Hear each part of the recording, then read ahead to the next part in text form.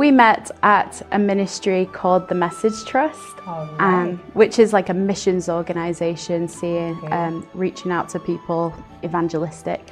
And he was the prayer coordinator there.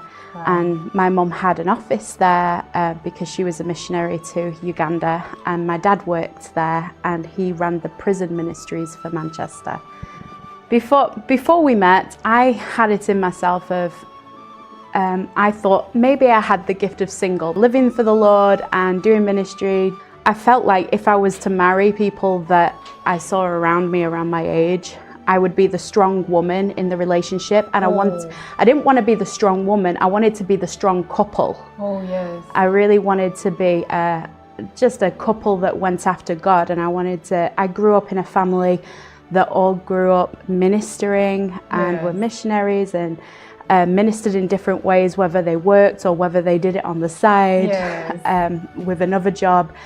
I was brought up to do that. So actually it was my mum that actually kind of set us up. Oh, wow. So my mum would often help with the prayer because she's a very prophetic intercessor, very passionate about prayer. So she would go to the prayer room and help James with the prayer. And James was just beginning Prayer Storm at the time. They'd had one meeting, and he felt like the Lord was saying, carry on with it. So he started to pursue it, and he said to my mum, I'm looking for singers and dancers with a heart for prayer and revival. So me and James connected that way, and just the Lord took us on a journey. I really didn't think I'd marry an African. I assumed I'd marry someone white and from Manchester. I never had thought of marrying outside my own culture.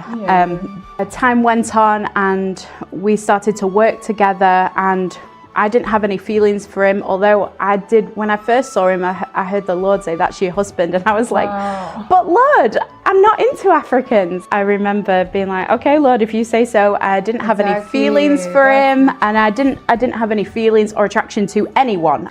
And eventually I had this dream, and in the dream I got married to James, and I had these feelings of intense falling in love. I'd never fallen in love before, but in this dream, those feelings were so real. I was like, and I woke up and I went, God, but I don't even like him. But then as time went on, I went on a trip with him to a ministry called The Ramp in the US.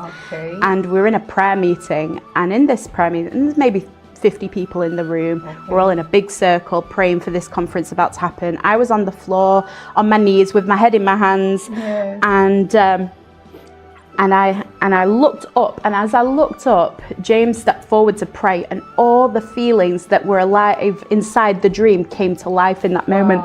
And I was like, get behind me, Satan. This is a distraction in a prayer meeting. Lord, I'm so sorry. I'm in the flesh.